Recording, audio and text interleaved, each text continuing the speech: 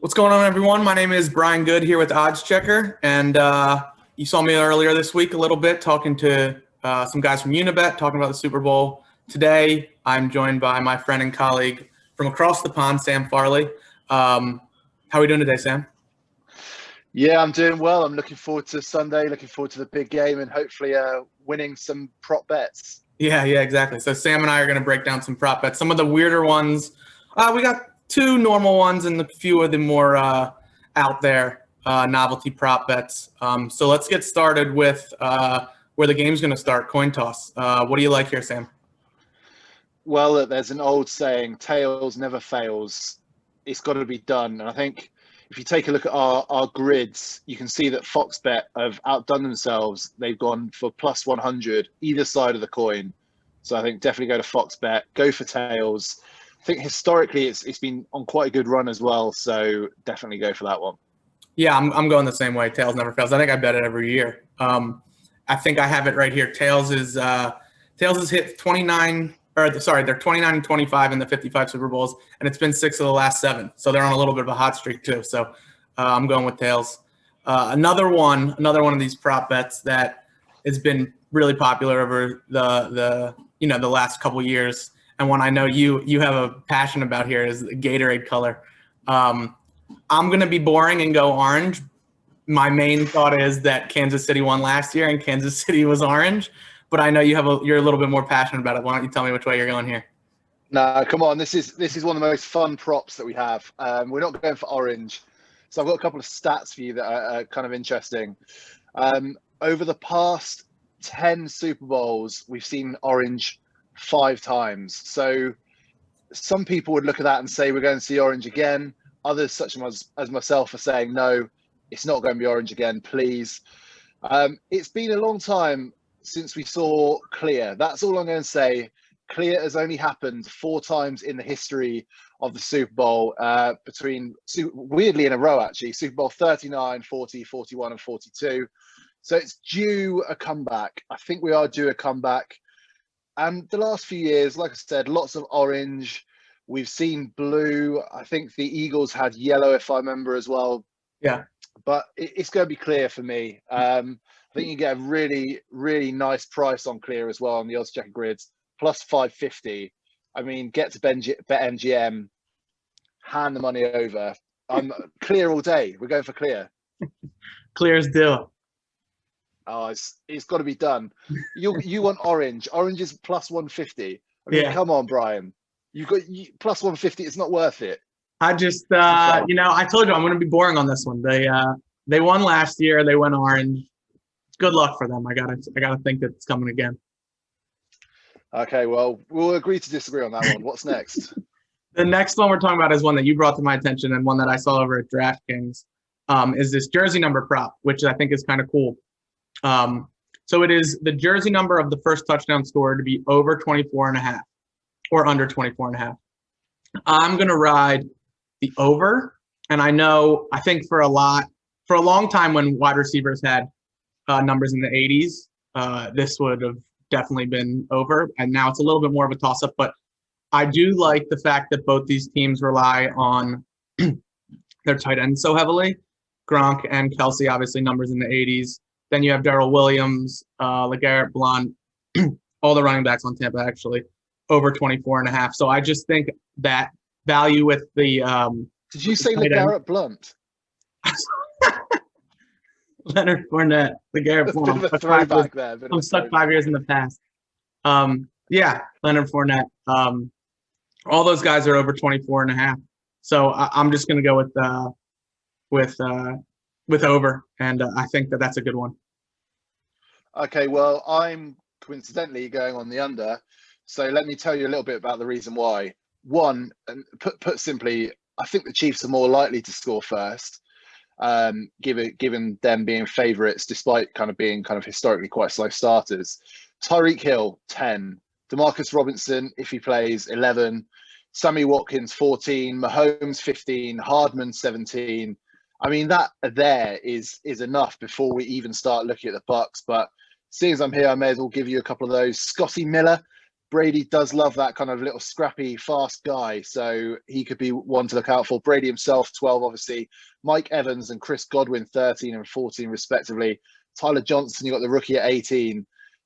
I mean, basically, you kind of are thinking it's, well, tight ends and running backs what over, receivers under, right? And I think I'm going to take the receivers and QB side of that.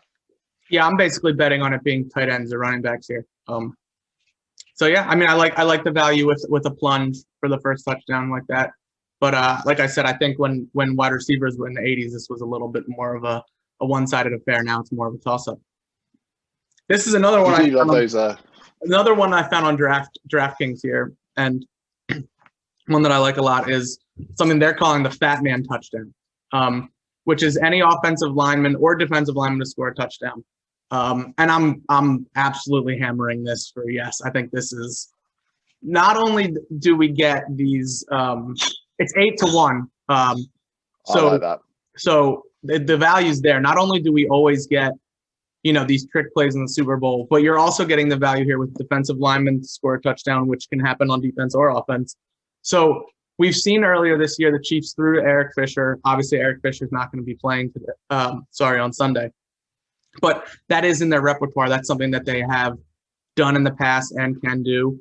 And you're getting the value with defensive linemen scoring a touchdown on defense too. So I'm going to ride with the 8-1 value on the yes there.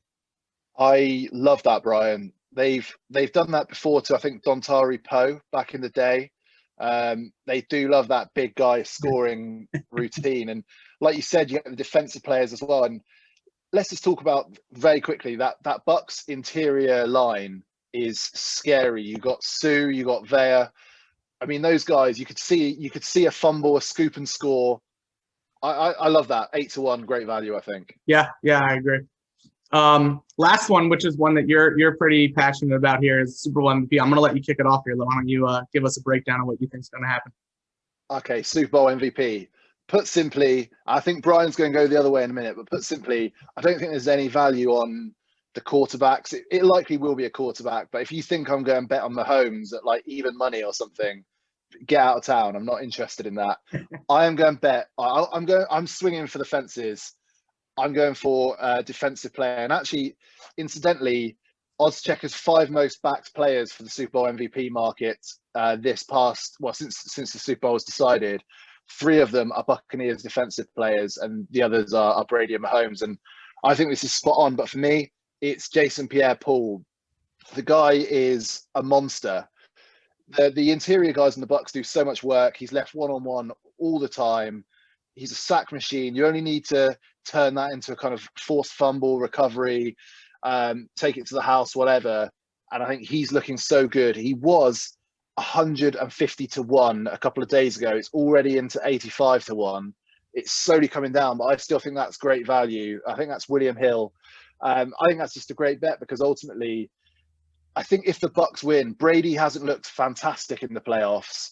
We've seen interceptions. I could see it. If the Bucs win, it's kind of going to be a tight defensive performance with potentially a defensive player scoring a deciding touchdown. And look, I'm going to take a pass rusher to be the guy to be the deciding factor, almost like Von Miller back with the Broncos win a couple of years back. Yeah, I'm going to bet this 2 ways. I'm going to do the boring thing, like you said. I'm going to bet Mahomes just because I think the Chiefs win, and you get it at even money. So I'm going to bet it that way. But I'm also going to do something similar to what you did, and I'm going to bet Devin White, which is plus 8,000, I believe, because I do think that there's a chance that if it's a battle and no offensive player really sticks out, and you get a defensive touchdown. We've seen Devin White, make big plays on defense before. I think it's not unreasonable to think that he gets in the end zone somehow or has a huge interception that turns the game on its head. And I think the value's there. So I'm going to be half boring and half interesting there. And I'll bet it 2 ways. But yeah. Devin White makes sense to me. He had like 9 sacks during the regular season, so he's capable about big plays in that sense as well. But I think there's a likelihood we might see him using his speed on Travis Kelce. And if they lock down Kelce, I think that's going to be so integral to the game. So I think that's definitely a really good shout at 80-1. Yeah. Love it. And then this is one that I've only seen it available at one place, and it is an absolutely absurd prop. But this is the absurd prop show, so it makes sense to mention it. At PointsBet at plus 5,000, you can bet on a player to throw the ball into the cannon at Raymond James Stadium as part of a celebration at, like I said, plus 5,000. So I don't know if I'm going to bet that one, but I figured I had to mention it because that wins the award for the most absurd prop I've seen so far. It's ridiculous. One, do we know what the holes on these cannons are like? Are they big enough to get a ball in? I think you could probably fit a football, but I think you'd have to make a hell of a throw. Like, it's going to have to be a tight spiral, isn't it? So basically, there are only two guys on the field who are going to be capable of this.